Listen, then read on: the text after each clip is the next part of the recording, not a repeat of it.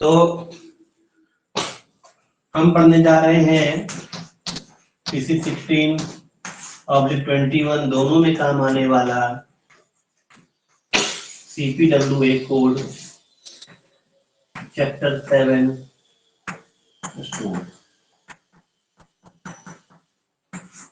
इससे पहले कि हम लोग चैप्टर में घुसे, कुछ इंपॉर्टेंट बात है जो मुझे कहनी है। ठीक है, ये बिल्डिंग है तो इसको आप डिवीजन समझिएगा। इससे छोटी बिल्डिंग ये सब डिवीजन, इससे भी छोटी बिल्डिंग ये सेक्शन। तो यहाँ पे मैंने लिख दिया डिवीजन, यहाँ पे लिख दिया सब डिवीजन, यहाँ लिख दिया सेक्शन। और सेक्शन के पास ही स्टोर होता है। ठीक है ना, स्टोर सेक्शन के पास होता है। सेक्शन डिवीजन का इंचार्ज एग्जीक्यूटिव इंजीनियर, यहाँ पे असिस्टेंट इंजीनियर और यहाँ पे जूनियर इंजीनियर। ठीक है, और स्टोर का जो इंचार्ज होता है उसका नाम है स्टोर कीपर। इसी के पास मैन्युफैक्चरिंग यूनिट भी हो सकता है।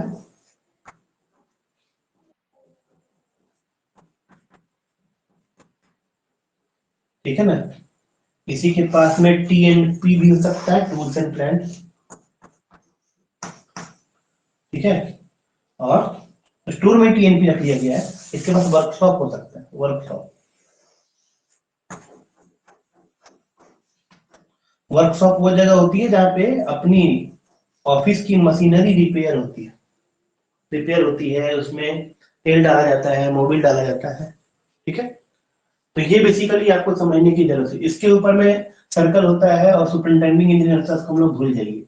पहले आप लोगों को यहाँ तक समझ जाना होगा। ठीक है, जब आप यहाँ समझ जाएंगे तो अपने आप समझ जाएंगे कि जो स्टोर होता है वो 4 कैटेगरी का होता है। ठीक है ना, इसको हम मिटा देते हैं ऊपर।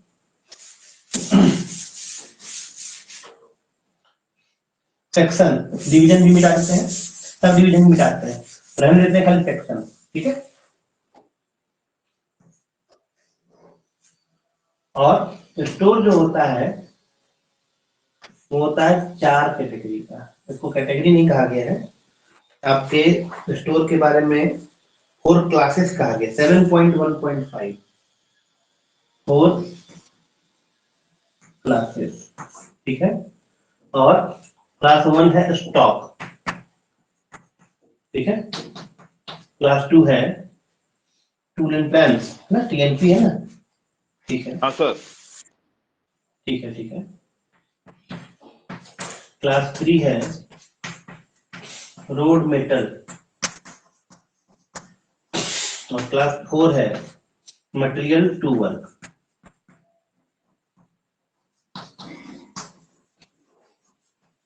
ठीक है, यहाँ पे भी 2 केस है, to work directly, to work done departmentally. ठीक है, done departmentally, to work done by contract है। स्टॉक जो है ना और मटेरियल टू वर्क है, दोनों भाई है। कैसे भाई हैं बता दूं? देखिए, यहाँ पे आपके पास में सेक्शन है ना, और सेक्शन के पास में स्टोर्स है, मैन्युफैक्चरिंग यूनिट है, वर्कशॉप है। ये होता है जूनियर इंजीनियर यानी सेक्शन ऑफिसर के अंडर में। अब क्या है कि आप जो स्टोर्स है उसका इंचार्ज स्टोर कीपर है। हम लोग यहाँ पे SK लिखते हैं उसको शॉर्ट फॉर्म में। ठीक है ना, स्टोर जो है आपके पास में आ भी सकता है मटेरियल और इशू भी हो सकता है, मतलब आप रिसीव भी करते हैं, ठीक है, और इशू भी करते हैं। ठीक है, यही जब आपके स्टॉक में यानी स्टोर में रहता है तो स्टॉक कहलाता है, और यही जब इशू होकर के बाहर चला जाता है तो ये मटेरियल टू वर्क हो जाता है। समझे कि नहीं? लेकिन ये इशू तो मटेरियल टू वर्क भी इशू हो सकता है और दूसरे केस में भी इशू हो सकता है। उदाहरण के तौर पे आप किसी दूसरे डिवीजन को या दूसरे ऑफिस को दे सकते हैं, आप बेच सकते हैं, बिल्कुल बिक सकता है। मतलब केवल आपके अपने डिपार्टमेंट का काम और वहीं पर वो मटेरियल इशू होगा ऐसा कोई जरूरी नहीं है। लेकिन यही जब आपके स्टोर में रहता है तो स्टॉक कहलाता है, और वही इशू होकर के जब आपके ही काम में जाता है तो मटेरियल टू वर्क कहलाता है। क्योंकि स्टॉक का अपना एक अकाउंट है, जब वो अंदर आ रहा होता है तब हम क्रेडिट लेते हैं, जब वो बाहर निकल रहा होता है तो स्टॉक अकाउंट डेबिट देते हैं। समझे कि नहीं? स्टॉक अकाउंट है, ठीक है, व्हेन रिसीव्ड, ठीक है, रिसीट तो हो गया क्रेडिट, ठीक है। लेकिन यहाँ पे एक समस्या है, समस्या की क्रेडिट नहीं होगा, काहे नहीं होगा ये हम आपको समझा देते हैं। क्योंकि आप स्टॉक रिसीव कर रहे हैं तो माल तो पे कर रहे हैं, और अकाउंट सारा पैसे के हिसाब से है, समझे? तो आपने जो कि पैसा पे किया है तो ये आपका खर्चा है, इसी वजह से ये डेबिट होगा। तब जब स्टॉक रिसीव करते हैं तो वो डेबिट होता है, व्हेन इशू ये क्रेडिट होता है। यहाँ पर किसी को कोई कंफ्यूजन है? क्योंकि पिछले वीडियो में ये किसी ने मुझसे पूछा था तो मैंने बहुत अच्छे से इसका एक्सप्लेन किया था, तो अभी भी मैं एक्सप्लेन करने के लिए तैयार हूँ। मैं फिर से रिपीट कर देता हूँ, डेबिट और क्रेडिट जो होता है वो पैसे का होता है, सामान का नहीं। आप सामान खरीदिएगा तो बदले में पैसा दीजिएगा, आज दीजिए चाहे कल दीजिए। जब आप पैसा दीजिएगा तो आपका खर्चा है। When you are receiving the material, that means you are expending, you are making an expenditure, expenditure होगा तो डेबिट होगा। When you are issuing, ठीक है, चाहे किसी भी केस में इशू कीजिए, ठीक है, आपका वो खर्चा घट रहा है, राइट? तो खर्चा घट रहा है, आपकी तरफ से आमदनी हो रही है तो आपको क्रेडिट होगा। क्लियर है या नहीं? सर ये नॉमिनल नॉमिनल अकाउंट के फॉर्मूला से चलेंगे ना? हाँ बिल्कुल, नॉमिनल अकाउंट ही है। Debit all expenses and losses and credit all gains and profit, है ना? बिल्कुल बिल्कुल, नॉमिनल अकाउंट का फॉर्मूला से ही चल रहा है। सर ये जो होता है, मतलब ये आपने जो बताया सर गुरुजी, इसमें कभी भी सामान पे हम क्रेडिट और डेबिट नहीं करेंगे, ये फाइनल बात है? कभी नहीं, हमेशा रुपए पे। क्योंकि हमने इसी तरह से याद करा था कि सामान आ रहा है तो डेबिट व्हाट कम्स इन, उस तरह से हमने करा था, तो ये डेबिट हो गया था जब सामान हमारे पास आया।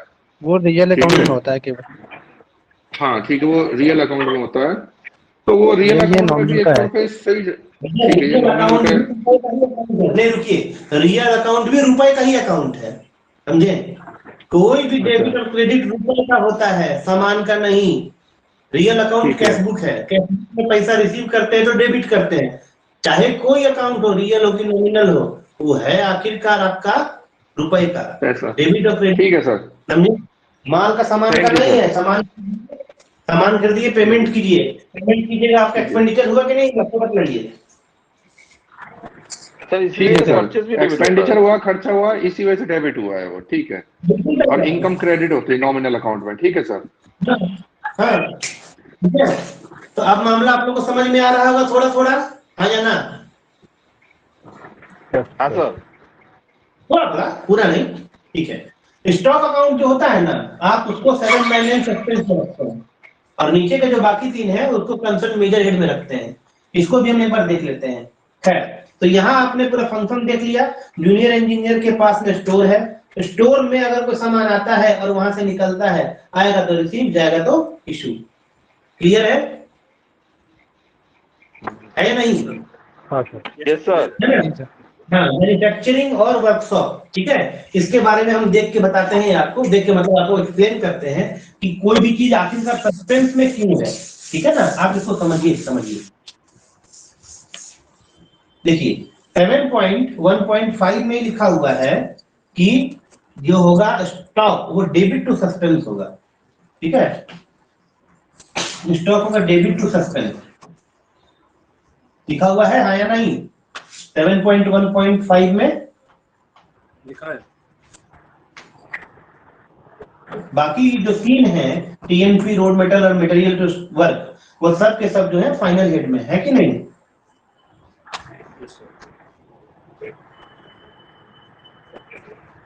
रोड मेटल को हम आरएफ लिखेंगे, ठीक है? हमको हर बार पूरा मत लिखवाइए। मटेरियल चार्ट टू वर्क एमसीडब्ल्यू लिखेंगे, ठीक है ना? ट्रांसफर एंड पोस्टिंग मत समझिएगा, इसको टूल्स एंड प्लांट समझिएगा। रोड मेटल और एनसीडब्ल्यू, ठीक है, ये सब फाइनल हेड में है। क्यों है वो हम तुरंत बता देते हैं, आप समझिएगा। देखिए, कोई भी खर्चा फाइनल हेड में तभी होता है जब कोई काम हो गया हो और वर्क डन एंड मेजर्ड। एक ही बात समझिए, समझे कि नहीं? कोई भी फाइनल तब होता है सर जब वर्क डन एंड मेजर्ड। समझ रहे हैं कि नहीं, हाँ या ना? जी सर। और उसका जब वाउचर आता है तब वाउचर के पीछे में ही क्लासिफिकेशन लिखा रहता है। तो मान लीजिए कि अगर 2059 का केस है तो ये कहाँ लिखा है? ये वर्क डन एंड मेजर्ड के वाउचर में लिखा हुआ है, समझे कि नहीं? तो होता क्या है कि जब आपका स्टॉक आया तो स्टॉक अकाउंट में आपने रिसीव किया, ठीक है, और जब आपने उसको इशू किया तो स्टॉक अकाउंट से बाहर निकला। लेकिन अल्टीमेटली आप सोचिए कि जब आपने इशू किया और वो मटेरियल अभी भी साइट पे पड़ा हुआ है, वर्क डन नहीं हुआ है, स्टॉक से बाहर निकल गया है, लेकिन मटेरियल आपके साइट पे पड़ा हुआ है, तो आप बतलाइए कि क्या आप उसको फाइनल एक्सपेंडिचर कंसीडर कर सकेंगे, हाँ या ना? हाँ कर देंगे? नहीं सर। नहीं कर पाएंगे। इसको और बेटर समझने के लिए, हाँ, इसको और बेटर समझने के लिए हम 3 एग्जांपल लेते हैं 799 वाले, ठीक है? और तीनों ही एग्जांपल में आप देखेंगे कि 799 कुछ तरीके से बनाया गया है। 799 में सस्पेंस है कि नहीं है, हाँ या ना? Yes sir. है ना? हाँ सर। इसके 3 है। पहला कौन सा है? स्टॉक है कि टीएनपी है? सर स्टॉक, पहला स्टॉक है, वर्कशॉप। टीएनपी नहीं है ना? यस सर, टीएनपी मैंने पूछा एमपी एमडब्ल्यू। सर इसमें 3 है। सर इसमें 3 है, स्टॉक, एमडब्ल्यूए और वर्कशॉप सस्पेंस। हाँ, तो मैंने भी वही लिखा है। जी जी। सुनिए ना, जिनका बोलना हो जाए तो माइक बंद कर दीजिए। स्टॉक वाला मामला भी आपको समझ में आया कि यहाँ पर भी जो आपका आइटम यहाँ से डेबिट हो रहा है, आप डेबिट से समझिए, तब समझना आसान हो जाएगा। स्टॉक को जब आप डेबिट करेंगे इसका मतलब है कि कोई आइटम स्टॉक से बाहर निकल गया है। स्टॉक से बाहर निकल गया तब भी वो काम में यानी साइट ऑफ वर्क के सामने में पड़ा हुआ है, समझे? आपके स्टॉक में सीमेंट था, सीमेंट आपने स्टॉक से बाहर निकाल दिया तो यहाँ तो डेबिट देना ही पड़ेगा, वरना 799 को डेबिट देना पड़ेगा, जो कि इसका माइनर हेड है। लेकिन जब आप इसको डेबिट दे रहे हैं तब भी ये वर्क डन एंड मेजर्ड नहीं हो गया है, समझे कि नहीं? तो सॉरी, ये यहाँ वर्क डन एंड मेजर्ड नहीं हो गया है, समझे कि नहीं? वर्क डन तो तब होगा जब वो सीमेंट आपके बिल्डिंग में कंज्यूम हो जाएगा। समझ रहे हैं आप बात को? क्लियर है कि नहीं? जी सर। चलिए, एमडब्ल्यूए के बारे में तो आप जानते हैं। इसके बोलिए। आप कह रहे हैं कि स्टॉक डेबिट होगा, इशू करेंगे तो अभी तो स्टॉक रिसीव करने पे तो डेबिट करते हैं ना? तो मैंने कुछ उल्टा बोल दिया होगा। नहीं, आपने अभी डेबिट बताया कि स्टॉक इशू करेंगे किसी भी वर्क के लिए। तो अच्छा, मैं कंफर्म करता हूँ, जो कुछ कंफ्यूजन को कंफर्म करता हूँ मैं, ठीक है? एक्चुअल में हमने शुरुआत में कहा था कि कैश अकाउंट और स्टॉक अकाउंट रियल अकाउंट होता है, ठीक है? लेकिन फिर भी हम यहाँ कंफर्म कर लेते हैं, ठीक है ना? एक बार अगर मैंने इस वीडियो में बताया है तो उसको हम एक बार कंफर्म कर लेते हैं। डेबिट का मतलब अभी क्या निकल रहा है ये हम देख लेते हैं एक बार, ठीक है ना? खैर, फिलहाल हम इसको आगे बढ़ते हैं। एमडब्ल्यूए का भी हिसाब वही है, ठीक है? एमडब्ल्यूए में भी आप अगर किसी को सेल्स ऑन क्रेडिट देते हैं, यानी कि आपने काम कर दिया, इसी में आप स्टॉक भी अगर किसी को बेचते हैं और आपको अगर 1 महीने के अंदर पैसा नहीं मिला है तो आपका वो सेल्स ऑन क्रेडिट जाएगा, वो एमडब्ल्यूए में जाएगा। ये कहाँ लिखा हुआ है मैं आपको दिखा देता हूँ। ये आपका सेल्स है, सेल अकाउंट, और 1 महीने के अंदर अगर वो पैसा नहीं मिलता है तो आपका वो एमडब्ल्यूए में जाता है। हैंडलिंग एंड जनरल चार्जेस एक सेल अकाउंट है। 7.2.24 एक सेल अकाउंट है, देखिए तो जरा है वहां पे।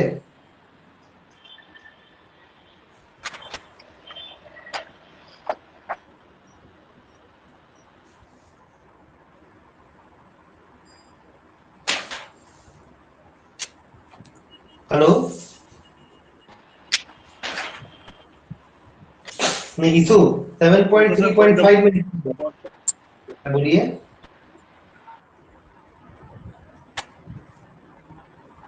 बोलिए।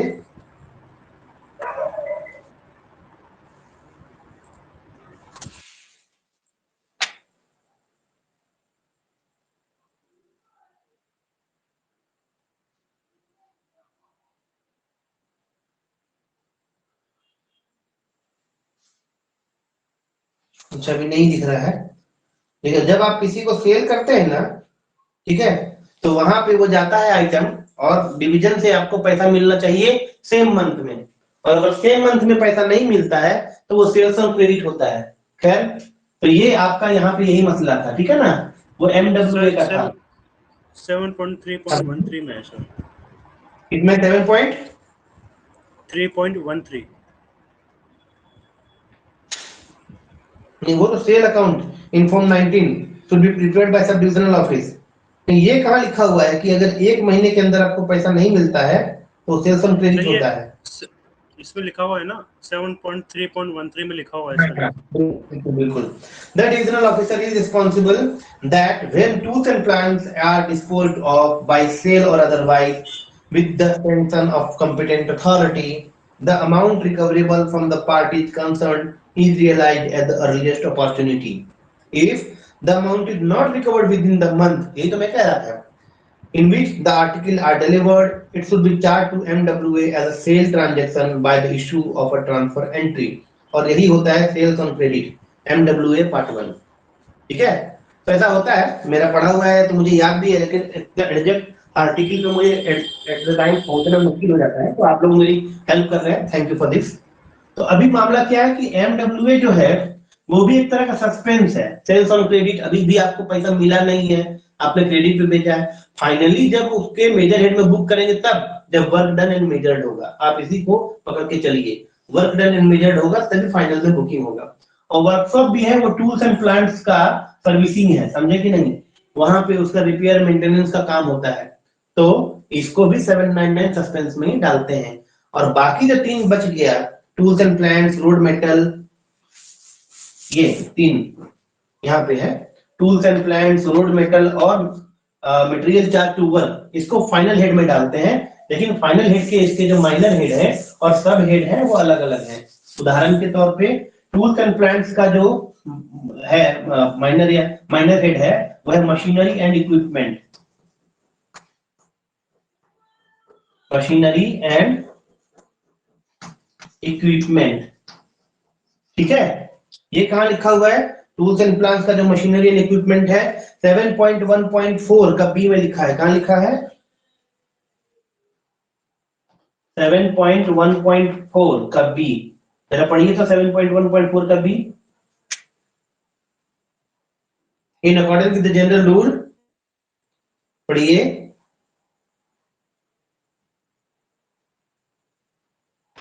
Hello, In accordance with the general rules, the cost of the supply of all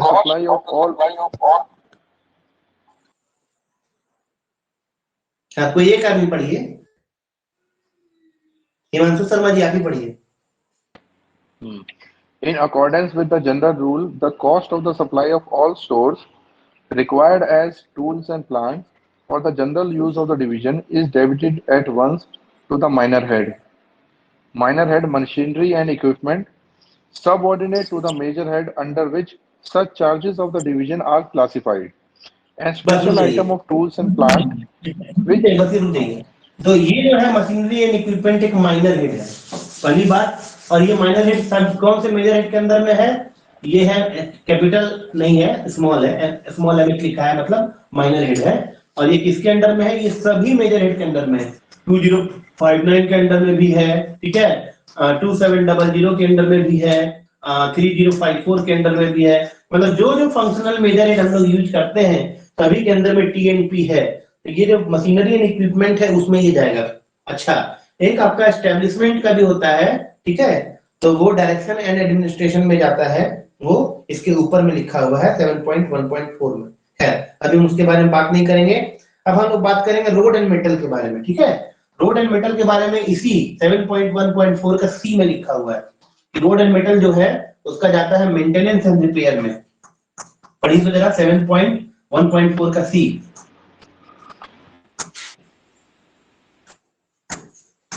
पढ़िए। Similarly, all road metals required for maintenance of a road or section of a road is debited at once to the subhead maintenance and repair, subordinate to the That's the relevant main- minor head under the major head 3054 road and bridges. बिल्कुल सही। तो ये maintenance and repair जो है ये minor head नहीं है, सब हेड है, लेकिन ये जाता है 3054 में, क्योंकि आखिरकार रोड मेटल तो रोड वाले डिवीजन में जाएगा ना। इसीलिए अगर रोड वाला कोई अगर है, समझे कि नहीं, रोड मेटल वाला, तो आप उसको किसी भी दूसरे मेजर हेड के अंदर बुक मत कर दीजिएगा। हाँ, एक ग्रामीण विकास में भी रोड का काम होता है, ठीक है ना, तो वहां भी ये मेंटेनेंस एंड रिपेयर में रोड मेटल इशू किया जाता है। क्लियर है?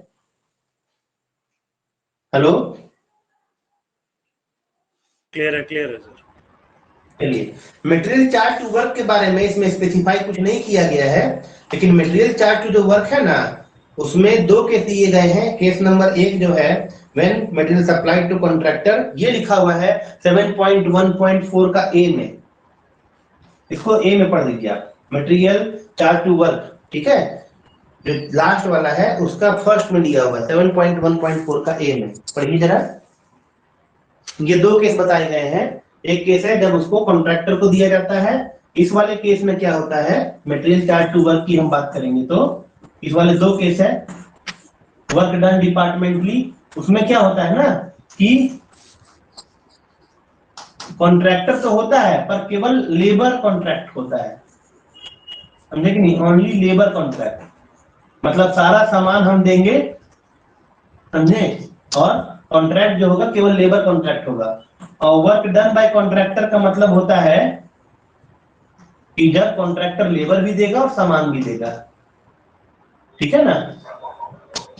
तो जैसे मैं जो अपना इंडिविजुअल घर बनाता हूं, तो ये हुआ वर्क डन डिपार्टमेंटली का एग्जांपल, कि सारा सामान मैंने दिया है और मैंने केवल लेबर कॉन्ट्रैक्ट किया है, ठीक है। लेकिन अमूमन गवर्नमेंट में सेकंड वाला होता है, इंडिविजुअल कोई करता है तो फर्स्ट वाला, गवर्नमेंट में कोई होता है तो सेकंड वाला।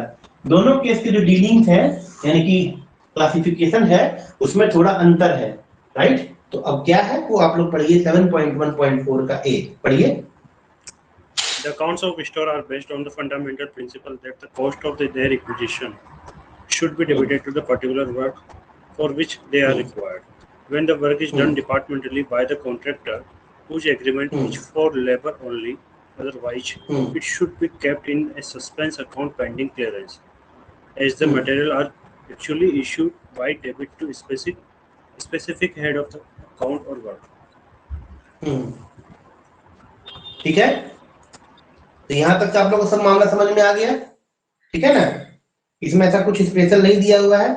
हम लोग अब आते हैं इंट्रोडक्टरी से 7.1.1 से, और इसमें दो तीन बातें हैं जो हमें जाननी जरूरी है, अदरवाइज ऐसा कुछ इंपॉर्टेंट नहीं है। और जो इंपॉर्टेंट बात है वो 7.1.3 में, लेकिन एक बार हम 7.1.1 देख लेते हैं। The general administration of all the stores upper division vested in divisional officer. इसका मतलब क्या हुआ कि चाहे स्टोर आपका जूनियर इंजीनियर के अंडर में आता है, फिर भी स्टोर में किसकी पोस्टिंग होगी, क्या होगा, कैसे होगा, वो सब डिविजनल ऑफिसर यानी एग्जीक्यूटिव इंजीनियर ही तय करता है।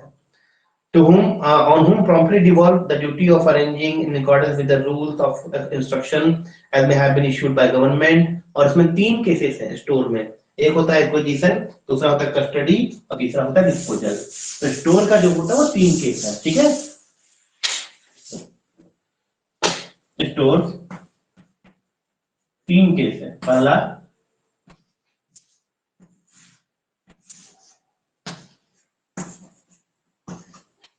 एक्विजिशन,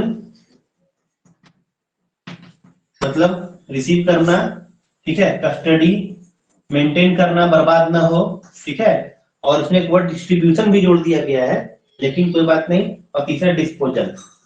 और डिस्पोजल का मतलब क्या है मैं आपको बता दूं, ठीक है, एंड डिस्ट्रीब्यूशन। इसमें जो है आपका डिस्ट्रीब्यूशन का मतलब हो गया इसको उसको बांट देना, लेकिन अगर मान लीजिए कि वो कहीं ना बटा हो और वो सामान आपके स्टोर में पड़े पड़े या तो एक्सपायर हो गया हो या तो सड़ गया हो, किसी भी तरीके से बर्बाद हो गया हो, उस समय उसका डिस्पोजल कैसे करेंगे, ये वो पॉइंट है। ये जब आप मटेरियल रिसीव करते हैं, ये वो है जब आप उसकी कस्टडी करते हैं और कस्टडी करते करते किसी को बांट देते हैं, किसी काम में दे देते हैं, और अगर कहीं ना बटे, समझे, तो उसका डिस्पोजल होता है। समझ गए आप लोग? हेलो जी सर, जी सर। धन की 3 गति है, ये है दान, ये है भोग और ये है नाश। समझ गए? और ये है कमाना। खैर 7.1.2 इसमें ऐसा कुछ नहीं है जो अलग से हो। 1.3 में लिखा हुआ है, उसको हम लोग ध्यान से देखेंगे।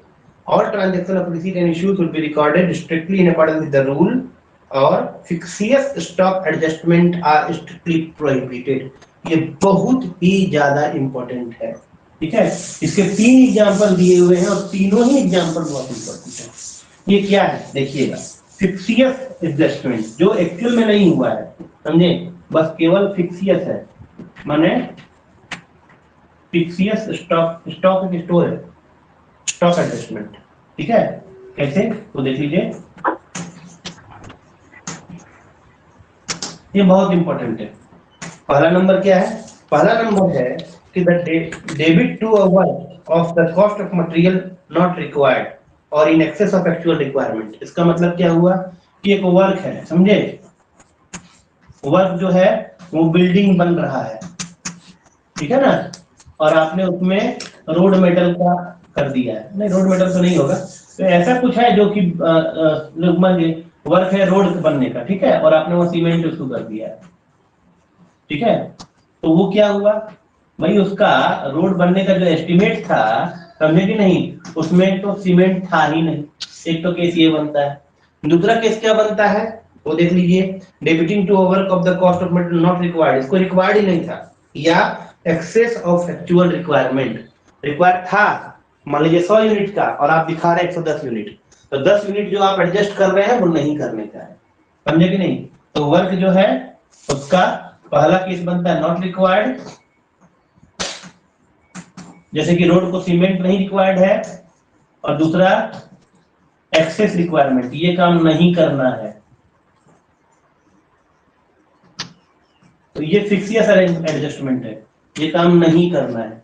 इसका बी क्या कहता है, the debiting to particular work for which fund are available of a value of material intended to be utilised on another work for which no allotment has been sanctioned. इसका मतलब क्या हुआ, ठीक है, काम ए के लिए फंड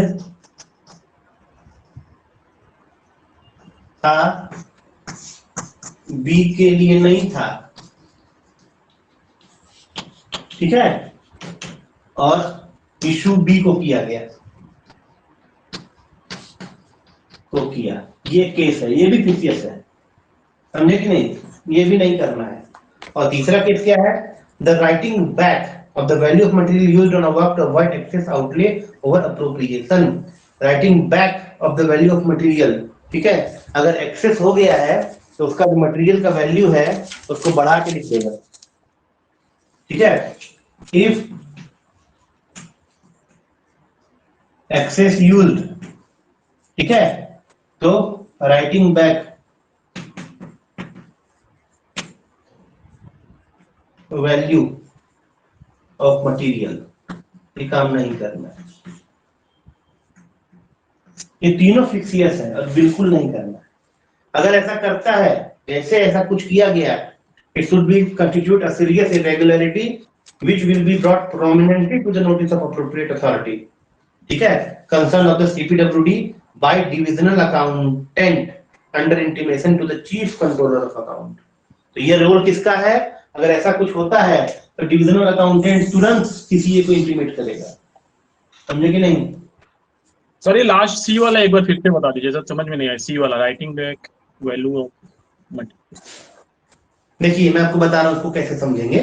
मान लीजिए कि आपके पास में स्टॉक 100 रुपए का है, ठीक है, और आपका कोई काम था, वहां पे 50 रुपए का काम, 50 रुपए का स्टॉक आपको इशू करना था, और आपने इशू कर दिया 60 रुपए का, तब आपके पास में स्टॉक तो 40 रुपया का है कि नहीं? जी हेलो जी सर है। पर 40 रुपया का स्टॉक एक्चुअल फिजिकल में है और आप उसको मैंने वापस ऐसा दिखा रहे हैं कि वो 50 रुपए का है, मतलब तो आप आप उसकी ये वैल्यू शो कर बढ़ा। रहे हैं कि 50 का ही हमने इशू किया है, क्या बोले? मतलब यही शो कर रहा है ना कि आपने 50 का ही इशू किया है। हाँ यही शो कर रहा है, आपने इशू किया 60 का और दिखा रहे हैं 50 का। Okay sir okay. ठीक है?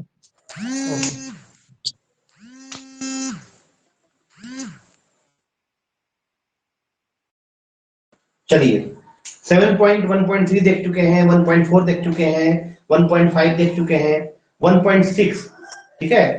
With certain exception, a numerical or quantity value of receipt issued and balance has to be maintained for all stores, even though debited to final head, with a view to control the balance efficiently until the stores are disposed of finally either by consumption or work or otherwise. This quantity account has further to be reconciled. इसमें ऐसा कुछ नहीं है। Quantity account जब आप समझेंगे कि क्या होता है क्वांटिटी अकाउंट और क्या होता है प्राइस अकाउंट, तब वहां से आप इसको कंपेयर कर पाएंगे।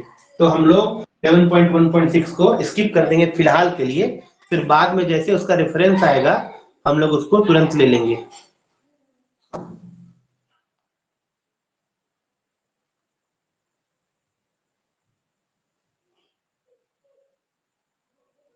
हाँ हेलो, मेरी वॉइस नहीं आ रही आप लोगों को? नहीं सर आ रही है।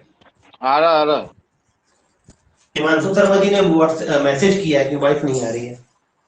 ये बहुत पहले किया है नहीं, कोई बात नहीं। तो अभी आ रहा है, मेरे पास मैसेज अभी आया है। तो अब हम लोग पढ़ेंगे 7.2.1 दैट इज स्टॉक। कोई भी आदमी पढ़ना शुरू कीजिए।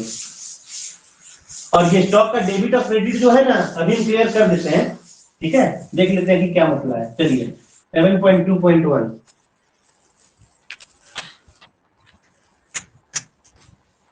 पढ़िए। The stock of a division is sometimes, पढ़िए। The stock The of the stock of a division division is sometimes kept in a single godown or yard in the charge of a storekeeper or other officer, or each subdivisional officer may have a separate stock in his charge, either at his headquarter or scattered over the subdivision. Scattered का मतलब बिखेरा हुआ। Subdivision in the direct custody of subordinate or other sectional officer. Again, the stock, although scattered over the entire division, may be in the general charge of a single office, and this subdivisional officer may merely intend upon him the account being kept by the former. The rule prescribed below will apply whatever the arrangement in the force in the division. Note रुक the जाइए। sectional officer यहाँ पे जो main मसला है वो ये है, जैसा कि मैंने एक डायग्राम बना करके आपको समझाया था कि ये सेक्शन ऑफिसर है, समझे कि नहीं? इसको कि हम लोग शॉर्ट फॉर्म में एसओ बोल सकते हैं।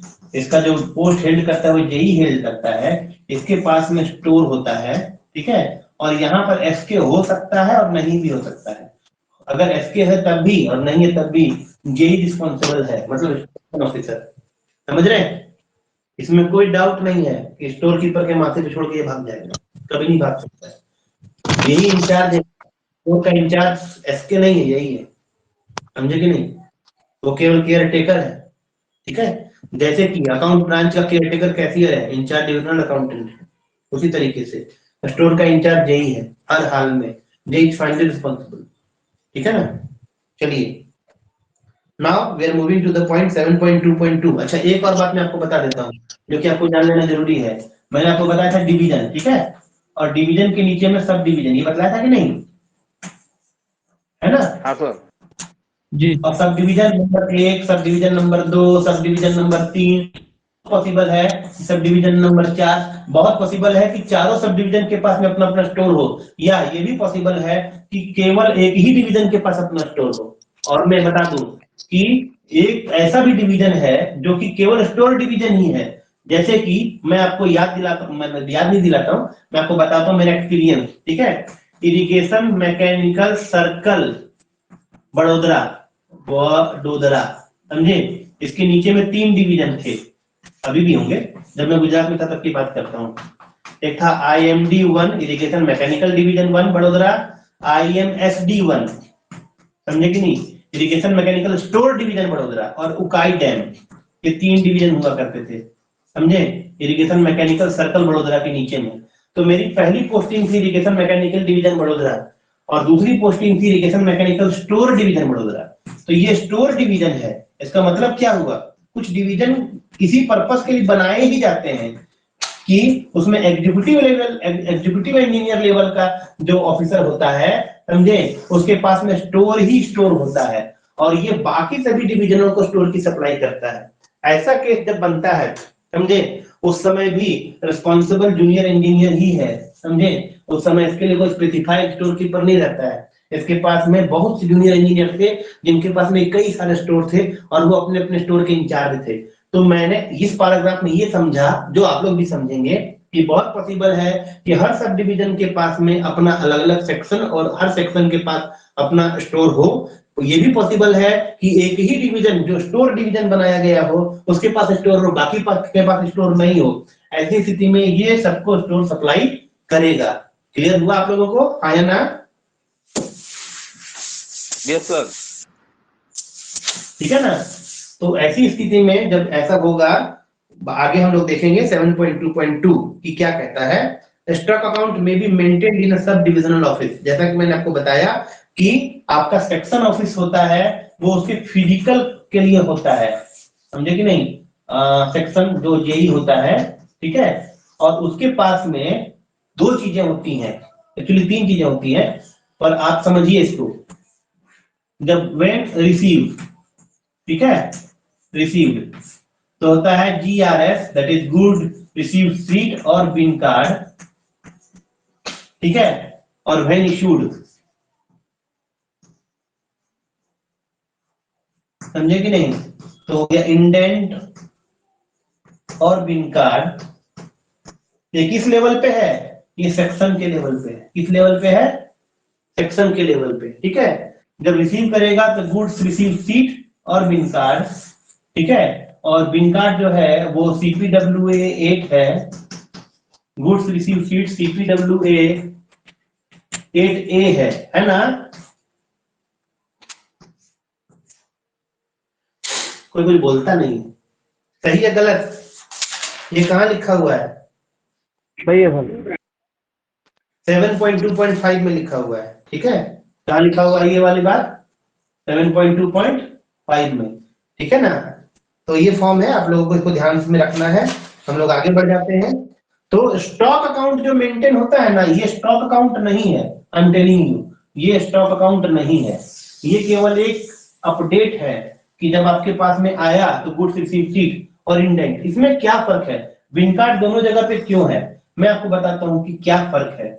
जो गुड रिसीव सीट जो है ना, उसमें डेट वाइज जो आइटम घुसेगा आपको घुसा देना है।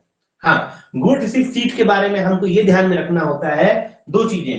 पहली इसको मैं मिटा देना तो दैट आप समझ सके, ठीक है ना। तो गुड्स रिसीव सीट है तो जाहिर सी बात है रिसीव की बात हो रही होगी। तो हमें क्या करना होता है गुड्स रिसीव सीट के बारे में, कि सप्लायर के हिसाब से बनाना होता है, ठीक है। अब मान लीजिए कि जो सप्लायर है तो वो एक बार में 100 आइटम दे रहा है, राइट। तो 100 आइटम पूरे का पूरा आइटम वाइज और रेट वाइज,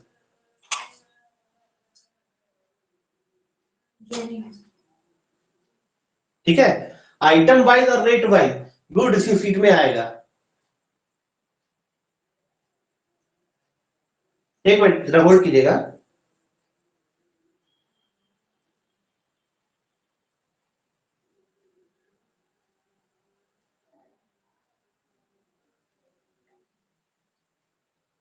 हेलो, हाँ, तो ये गुड्स रिसीव सीट में सप्लायर के हिसाब से और सब हेड के हिसाब से, मतलब अगर कोई एक सब हेड में बहुत सारे आइटम होते हैं तो उन सभी आइटम को सब हेड के हिसाब से अलग क्लासिफाई किया जा सकता है। और गुड्स रिसीव सीट में जब भी बनेगा दोनों चीज लिखा जाएगा। कौन कौन सा चीज लिखा जाएगा, आइटम और रेट, ठीक है। अब कहेंगे कि ये गुड्स सेफ्टी शीट बनाने की जरूरत क्या है? इसलिए जरूरत है कि अगर मान लीजिए कि एक सप्लायर का एक गुड्स सेफ्टी शीट है, तो आप सप्लायर को पेमेंट जब करते हैं तो इसी गुड्स सेफ्टी शीट के आधार पे करते हैं। तो गुड्स सेफ्टी शीट यानी जीआरएस का मामला समझ में आया आप लोगों को, हाँ या ना? हेलो, ठीक है। अब कहेंगे बिन कार्ड क्यों जरूरी है? मैं बताता हूँ बिन कार्ड क्यों जरूरी है। एक आइटम का एक बिन कार्ड, अगर एक पेन है और पेन भी अगर 4 तरह का है, जैसे कि मान लीजिए अभी मैंने स्टोर का एक कॉन्ट्रैक्ट दिया है, तो 2 तरह के पेन मंगवाए हैं, ठीक है। एक पेन है ट्राइमेक्स पेन, यहां मैं मिटाता हूं, ठीक है। एक पेन है ट्राइमेक्स पेन, ठीक है, और एक पेन है जेल पेन, राइट। अब ट्राइमेक्स पेन का अलग बिन कार्ड और जेल पेन का अलग बिन कार्ड। अब हम क्या कर रहे हैं कि एक आइटम ट्राइमेक्स पेन 100 आया गुड से सीट, बिन कार्ड 100 ट्राइमेक्स पेन हमने ले लिए, रेड इंक वाले 100, ब्लू इंक वाले 100, इस तरीके से, ठीक। अब जब इंडेंट आया तो फिर बिन कार्ड में हमने इशू दिखाया, तो बिन कार्ड में हम रिसीट भी दिखाते हैं और बिन कार्ड में हम इशू भी दिखाते हैं। क्योंकि बिन कार्ड में हम दोनों दिखाते हैं, इसलिए बिन कार्ड में लास्ट में बैलेंस भी होता है, receipt minus issue is equal to balance, ठीक है। और जब आपको किसी सीनियर ऑफिसर को यानी कि एग्जीक्यूटिव इंजीनियर को फिजिकल वेरिफिकेशन स्टोर का करना होता है, तो वो इसी बिन कार्ड के सहारे फिजिकल वेरिफिकेशन करते हैं, रिसीट माइनस इंडेंट या इशू दिखा करके बैलेंस चेक करते हैं और बैलेंस को फिर फिजिकली वेरीफाई करते हैं। क्लियर समझ रहे हैं? हेलो, हाँ सर। हाँ सर। बिन कार्ड का जो मसला है वो एक आइटम का है, समझे, और गुड्स रिसीट का मसला एक सप्लायर का, चाहे वो जितने भी आइटम दे। इंडेंट भी सेम टू सेम है, जो गुड्स रिसीट है वो सेम टू सेम इंडेंट है। यहां भी आइटम और रेट दोनों लिखा जाता है इंडेंट में भी, समझे कि नहीं?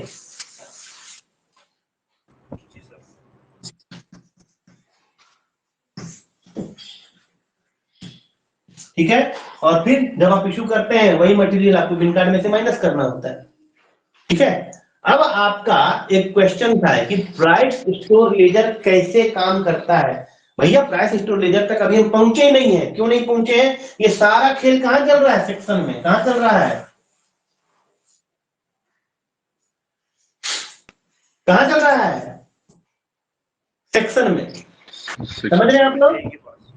हाँ। और सेक्शन, कई सारे सेक्शन के अपने अपने ट्रांजैक्शन को कंपाइल करता है कौन? Sub division.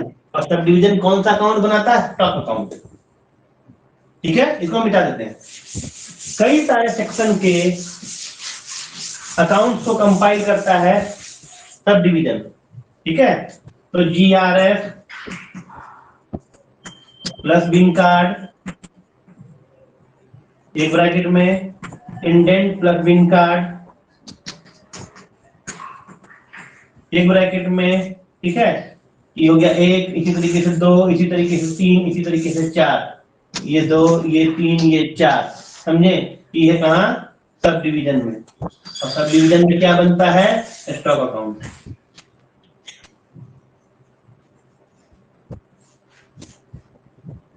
ठीक है। और इसी स्टॉक अकाउंट को सब डिवीजन भेजता है डिवीजन, और वहां पे हम लोग बनाते हैं प्राइस स्टोर लेजर। वहां हम डिवीजन में क्या बनाते हैं?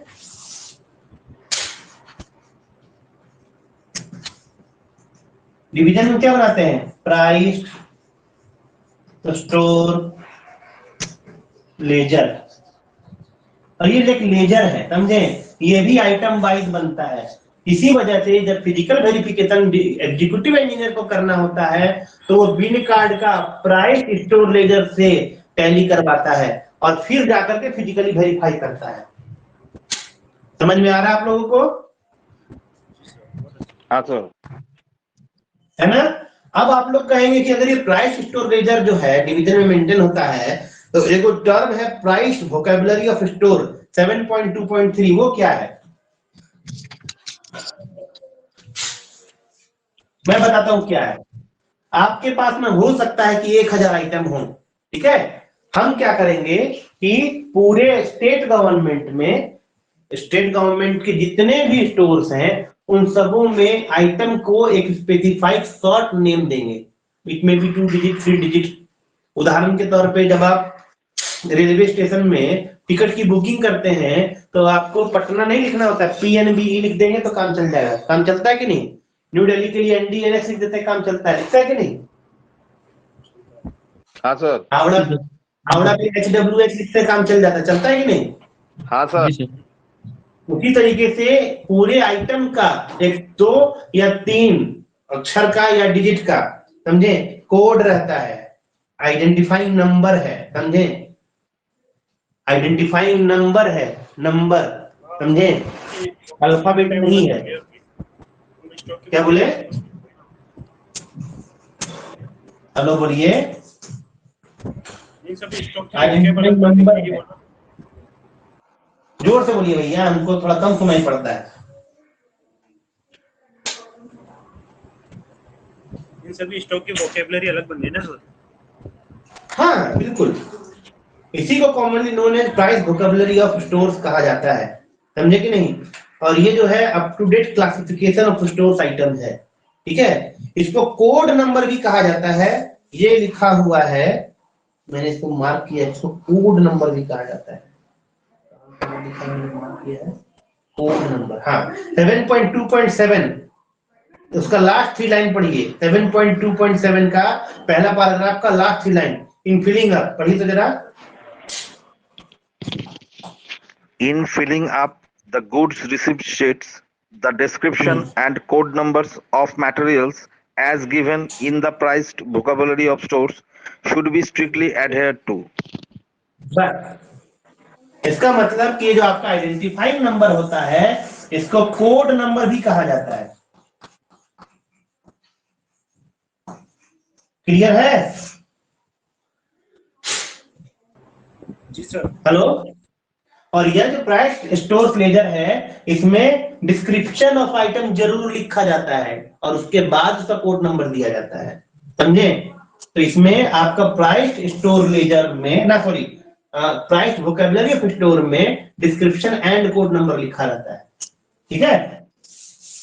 ये प्राइस वोकैबुलरी है। स्टोर लेजर जो है ना, वो कैश अकाउंट के ऊपर बनता है। स्टोर लेजर का काम क्या, मैं आपको बताता हूं। जब आप डिवीजन में हैं तो ultimately drawing and dispersing officer हम ही है, एग्जीक्यूटिव इंजीनियर हैं हम। तो जब हम ही है, पेमेंट हमको करना है, तो हमको एक्चुअल में पता होना चाहिए ना कि हमारे पास में कितना मटेरियल सप्लाई हुआ है, कितना रिसीव हुआ है। तब क्या करते हैं, अलग अलग सब डिवीजन के स्टॉक अकाउंट को मिला करके हम एक प्राइस स्टोर लेजर बनाते हैं। क्या वजह है? एक सप्लायर हो सकता है कि स्टोर 1, स्टोर 2, स्टोर 3, स्टोर 4 सभी स्टोर में उसने सप्लाई किया हो, है कि नहीं? बहुत पॉसिबल है। अगर वो सभी स्टोर में सप्लाई कर सकता है, लेकिन पेमेंट तो डिवीजन ही करेगा, तो स्टॉक अकाउंट के बेस पे प्राइस स्टोर लेजर बनता है, समझे कि नहीं? और जो स्टॉक अकाउंट बने, इंडेंट बने, बिल कार्ड बने, प्राइस स्टोर लेजर बने, जो कुछ भी बने, वो सब description and code number given in price vocabulary of stores के हिसाब से किया जाता है, समझे? और accounts are intend as per, ठीक है, क्या डिस्क्रिप्शन एंड कोड नंबर, ठीक है, given in price vocabulary of ledger, नहीं store, PVS।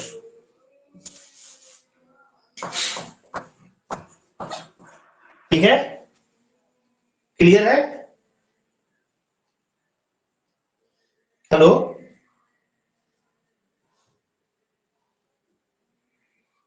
Hello, yes sir, yes sir. कुछ बोलिएगा हाँ या तब ना। चलिए अब हम लोग शुरू करेंगे क्वांटिटी अकाउंट रिसीट, ठीक है। और हम लोग ये देखेंगे कि, हाँ बोलिए सर आपने बीच में बताया था ये प्राइस स्टोर लेजर जो है ये डिवीजन में बनता है, और इसे टैली किसके साथ करते थे सर? बिन कार्ड के साथ? बिन कार्ड के साथ में फिजिकल वेरिफिकेशन ना एग्जीक्यूटिव इंजीनियर के द्वारा, हाँ ठीक है सर। ठीक है। ये भी कहीं लिखा हुआ है, physically verification done. Okay, sir. 7.2.14 जरा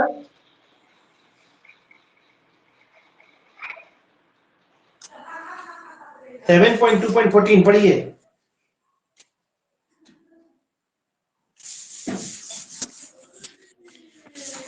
पढ़िए। The divisional officer should arrange to have the balance as per bin cards verified periodically with those shown in the price stores ledger. This समझे? आगे बढ़िए। verification should in any case be conducted before any item is taken up for physical verification. समझ में आया? Physical verification से पहले divisional officer बिन card और price store laser के बैलेंस को मिलाता है।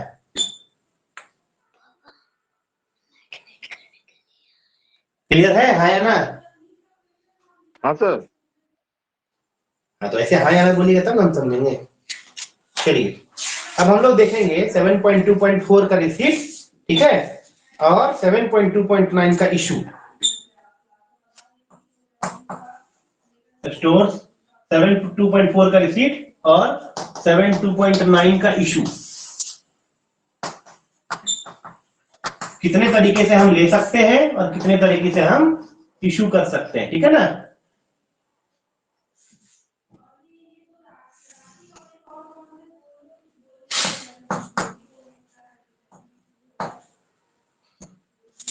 चलिए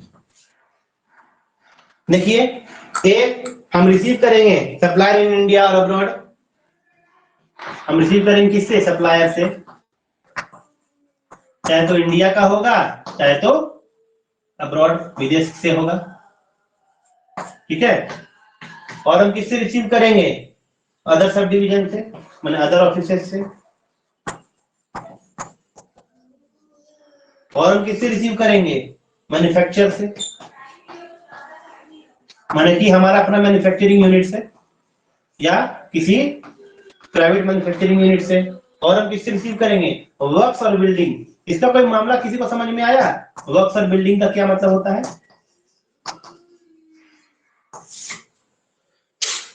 हेलो, डिसमेंटल्ड, हाँ डिसमेंटल डिसमेंटल भी और सेविंग भी। ऐसा था कि हमको 100 रिक्विजिशन भी भेजा गया था, 100 एस्टिमेट में भी था, और हमने 100 भेजा भी, लेकिन जब फिजिकली लगा रहे थे तो वो 100 नहीं लगा, समझे? 98 को लगा, 2 को बच गया, वापस आ गया। क्लियर है? हाँ sir.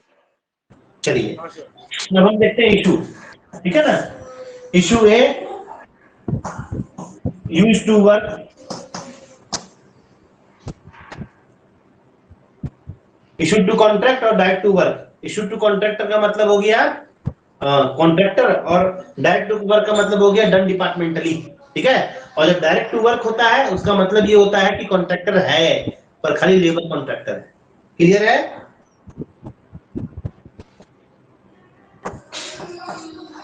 To other sub division और टू अदर ऑफिस के लिए, टू अदर ऑफिस। और जो सी है वो है सेल टू कॉन्ट्रैक्टर, माने सेल भी हम लोग करते हैं।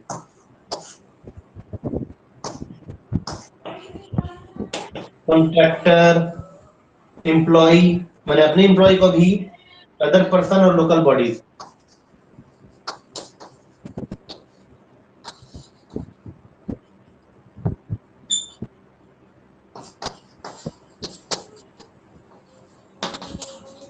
क्लियर है? हाँ या ना? हाँ सर। इन दोनों ही मामले में जीआरएफ प्लस बिन कार्ड, ठीक है, और यहाँ पे इंडेंट प्लस बिन कार्ड काम आता है, ठीक है।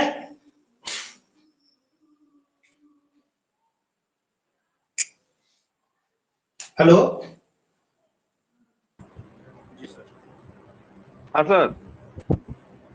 ठीक है।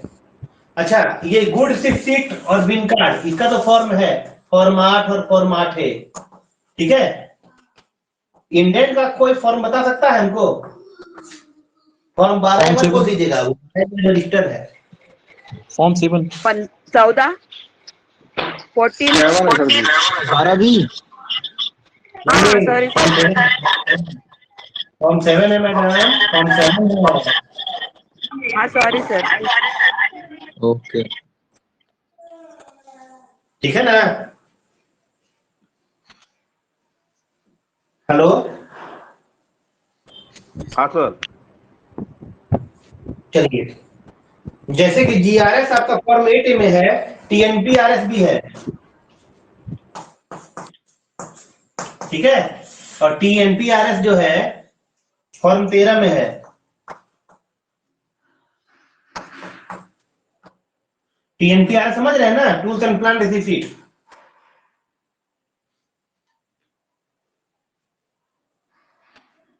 हेलो, हाँ sir. Yes tools sir. And plant receipt है, वो फॉर्म 13 में है, ठीक है।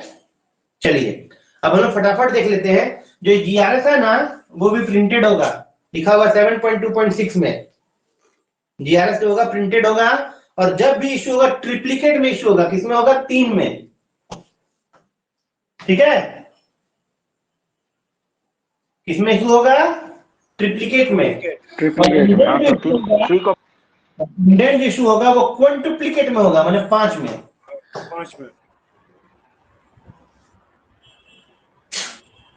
ठीक है, जी सर। चलिए 7.2.7 मैंने बता दिया है, 7.2.8 भी मैंने बता दिया है, ठीक है। 7.2.8 का जो नोट है वो इंपॉर्टेंट है, लेकिन उससे पहले 7.2.8 को पढ़िए, तब आपको नोट समझ में आएगा। पढ़िए जरा। Payments for all stock received are made on the basis of entries recorded in the goods receipt sheet and according to the terms of payment as finalized in the supply order or contract agreement. These sheets should यही वो लिखा हुआ है कि GRS के हिसाब से आपका पेमेंट होता है, लिखा हुआ है कि नहीं? हाँ हाँ लिखा सर। हुआ है सर। अरे भैया, गुड रिसीट के हिसाब से आपका पेमेंट होता है। सप्लायर ने आइटम दिया तो हम कहाँ चढ़ा देंगे? जीआरएस में चढ़ाएंगे, जीआरएस में चढ़ाएंगे, समझे। हम आपको प्रैक्टिकल बात बताते हैं, ध्यान से सुनिएगा। इसमें नहीं लिखा हुआ है, हम एजी ऑफिस में है, स्टोर मेरे इंचार्ज में था, ठीक है, अभी नहीं है, लेकिन 4-5 दिन पहले मेरे चार्ज में था, तो मुझे तो उसका काम पता ही है। स्टेशनरी आई, ठीक, स्टेशनरी का स्टोर है हमारे पास में, वो आया तो उसने क्या किया कि अपना पूरा काम, पूरा आइटम हमें दे दिया। तो हमें दे दिया तो हमने क्या किया, जीआरएस में चढ़ाया, और चढ़ाने के बाद में एक दूसरे डबलओ को नॉमिनेट करवाया फिजिकल वेरिफिकेशन के लिए, समझे, सो दैट जो जीआरएस में चढ़ाया गया है स्टोर कीपर के द्वारा वो एक्चुअल में सही है या नहीं है, मनमानी एंट्री तो नहीं हो रही है। तो एक दूसरे सब डबलओ ने फिजिकल वेरिफिकेशन किया और उसने पाया कि जो जीआरएस में चढ़ा हुआ है वो एक्चुअल में स्टोर वहां पे मौजूद है, ठीक है। और जब उसने फिजिकल वेरिफिकेशन करके अपना सर्टिफिकेट दिया, तब हमने अकॉर्डिंग टू जीआरएस और उसके फिजिकल वेरिफिकेशन के आधार पे पेमेंट किया, मतलब उसका जो बिल आया था, बिल को पेमेंट किया। तो इसका मतलब ये कि जीआरएस जो होता है ना, वो सफिशिएंट नहीं है, बिल तो उसको देना ही पड़ेगा। जीआरएस हमारा रिकॉर्ड है, बिल उसका है। अब समझ रहे कि नहीं समझ रहे? लेकिन हम टैली जो बिल का करवाते हैं वो जीआरएस से करवाते हैं। अब समझ में आई बात? ठीक है ना। तो हमने जीआरएस से पेमेंट किया, तो जीआरएस हमारे यहाँ एजी ऑफिस में मेंटेन होता है, तो मैंने देखा है आंख से, ठीक है। इंडेंट क्या है, इंडेंट के बारे में भी मैं बताता हूँ। रिक्विजिशन आता है, ठीक है, तो रिक्विजिशन अलग अलग सेक्शन से आया। एजी ऑफिस में हमारे यहाँ 50 सेक्शन है, 50 सेक्शन से रिक्विजिशन आया। और रिक्विजिशन पर जब मैं डबलओ स्टोर साइन करता हूं तो वो इंडेंट बन जाता है। तो समझ रहे हैं आप बात को? हाँ सर। लेकिन लेकिन लेकिन यह मामला खत्म नहीं होता है, यह मामला चालू होता है। मान ली कि रिक्विजिशन आया 50 आइटम का, डबलओ स्टोर को पता नहीं है कि स्टॉक में कितना आइटम पड़ा हुआ है, ठीक है। तो अपन क्या करते हैं कि उस पे इंडेंट पे साइन कर देते हैं, वो इंडेंट जाता है, जो हमने साइन किया उतना वो आपको इशू करेगा, कोई जरूरी नहीं है, समझे। 10 का इंडेंट पे साइन होता है तो 3 या 4 इशू होता है। आवाज ब्रेक हो रही है सर, आवाज ब्रेक हो रही है आपकी। आवाज ब्रेक हो रही है? जी सर। सही है, नहीं नहीं सर नहीं। आवाज ब्रेक हुई है? नहीं, आवाज सही आ रही है सर आपकी, वहाँ नेटवर्क का इशू है जो सुन रहा है सर। मैडम अनिता मैडम आपके पास में इशू होगा मैडम, ठीक है तो मैं फिर बता देता हूँ क्या हुआ। सर एक्चुअली बोलिए। बहुत सारा मतलब बहुत सारे का माइक ओपन है इसलिए आवाज कट रही है।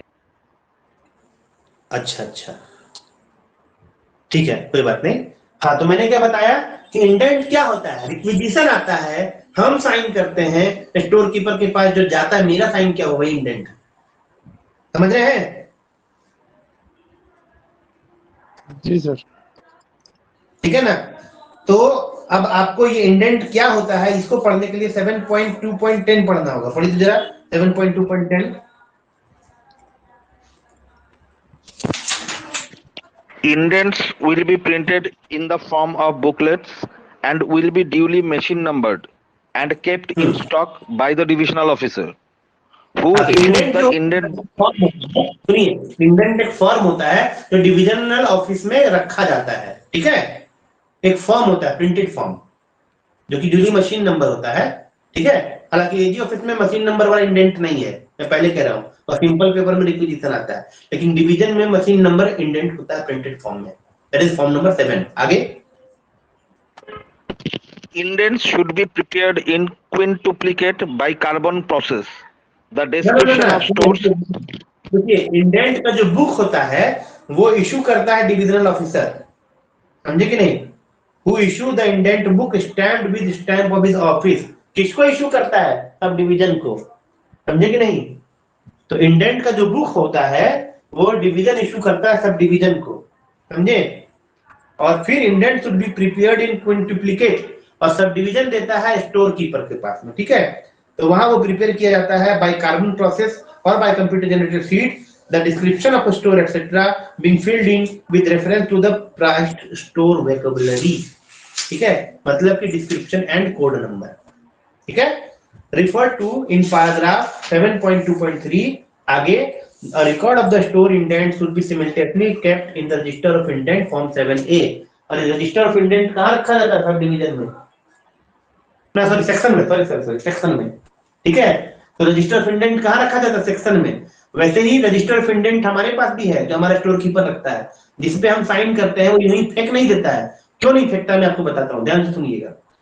मान लीजिए कि सप्लाई आया था तो गुड रिसीव सीट में 100 ट्राइमेक्स पेन लिखा गया था। 100 ट्राइमेक्स पेन लिखे जाने के बाद में जब एक हफ्ते के बाद हमने इसका फिजिकल वेरिफिकेशन किया तो हमें वो केवल 20 ही मिला। हमने पूछा 80 कहाँ गया?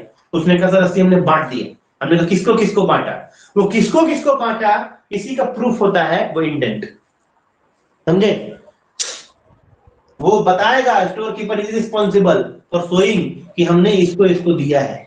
तो वो जो इंडेंट आता है उस इंडेंट का रजिस्टर मेंटेन करना पड़ता है, वो होता है register of indent, that is form 7A, समझे कि नहीं?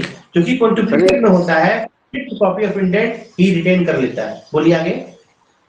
ये सर सेक्शन में होता है, ये जो है रजिस्टर ऑफ इंडेंट? बिल्कुल सेक्शन में होता है। तो स्टोर तो सेक्शन के अंदर है, ठीक है। Fifth copy of the indent should be retained as the office copy. और कौन रिटेन करेगा? Store keeper. जो इशू करता है वही रिटेन करता है, तो ये जवाब उसी को देना है ना जी। स्टोर कीपर जो है उसके पास में आखिरकार 100 पेन था और एक हफ्ते के बाद में 20 रह गया। हम पूछेंगे तुम 80 क्या किया? तो बांट दिए। किसको दिया? क्योंकि साइन करने वाला ऑफिसर याद नहीं रखता है, उसको रखना पड़ता है अपने पास में, समझे? कि देखिए सर आपका साइन किया था, हमने 80 पेन इनको इनको दिया है। ओके डन, समझ गए? तो वो इंडेंट जो होता है इंडेंट रजिस्टर में मेंटेन किया जाता है, दैट इज फॉर्म 7A। और वहां कौन सी कॉपी रखी जाती है? Fifth copy.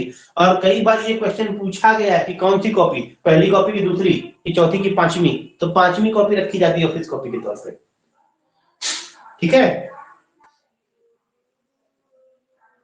Hello,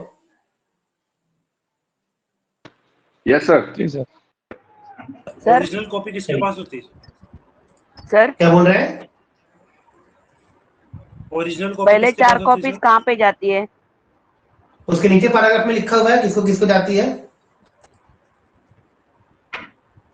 Indent should be filled up carefully as all subsequent accounting dependent upon it in the column head of account etc. Beside entering the name of the account head to be the issue of store is debitable, full names of division and office to which stock is to be issued, and the contractor, employee, other person or local body to whom it is authorized to be sold to be added in all cases which stores are ordered to be issued, otherwise than for a requirement of work with the division.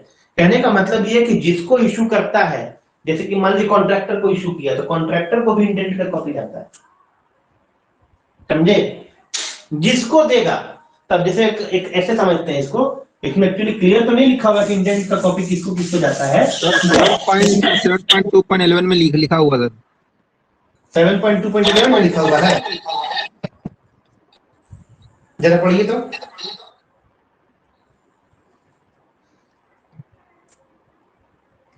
when issue material from a stock, the storekeeper and special section officer should examine the indent form 7 and sign it in the space provided. मेरी बात सही साबित हुई ना कि indent होता है वो सेक्शन ऑफिस में रखा जाता है कि नहीं? ठीक है मतलब सर। सॉरी, हाँ सर। स्टोर कीपर रखता है और स्टोर कीपर का जो इंडेंट बुक होता है वो एग्जामिन करता है सेक्शन ऑफिसर, ठीक है, and sign it in the space provided for the purpose after entering the quantity issued in all the copies, ठीक है। आगे an entry of the stores issued,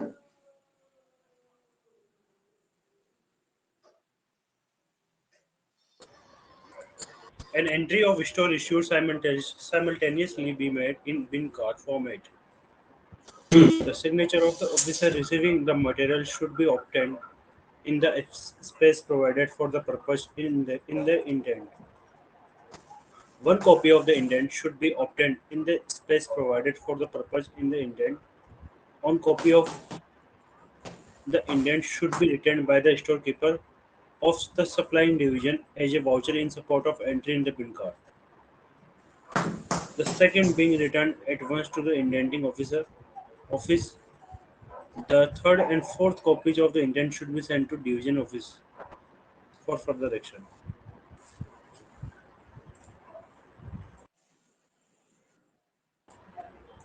indenting office, ठीक है। फोर्थ कॉपी जो है indenting office, नहीं fourth नहीं sir, second copy जो है इंडेंटिंग ऑफिस जी। फर्स्ट कॉपी तो स्टोर कीपर के पास ले जाएगी। अरे भैया काय को कंफ्यूज कर रहे हैं जी? नहीं सर, आप जो लिख रहे थे सही थे। हाँ लिखिए सर, आप लिखिए।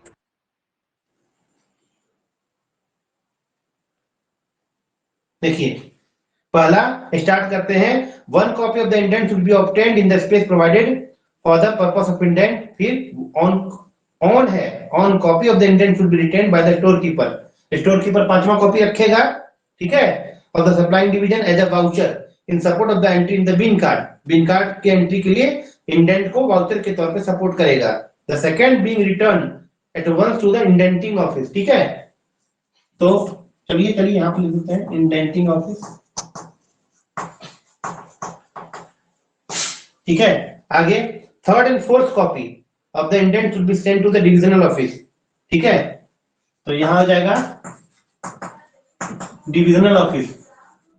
अब कहिएगा डिविजनल ऑफिस में दो कॉपी का है, क्योंकि एक कॉपी तो जाएगा एजी ऑफिस को, समझे कि नहीं? लेकिन फर्स्ट कॉपी का क्या होगा? चलिए फर्स्ट कॉपी सेक्शन ऑफिस में जाएगा।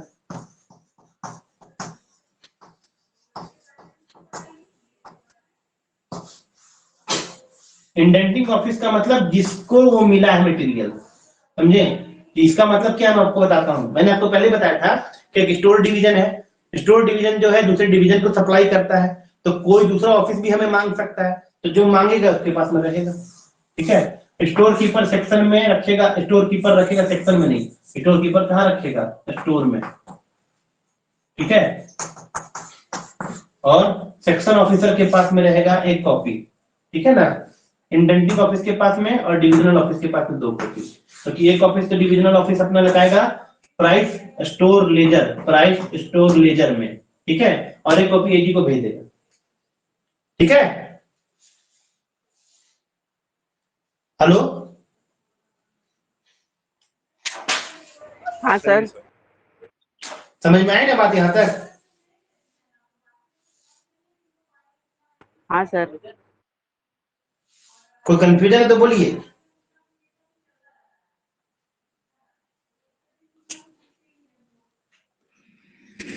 कोई कंफ्यूजन नहीं है ना?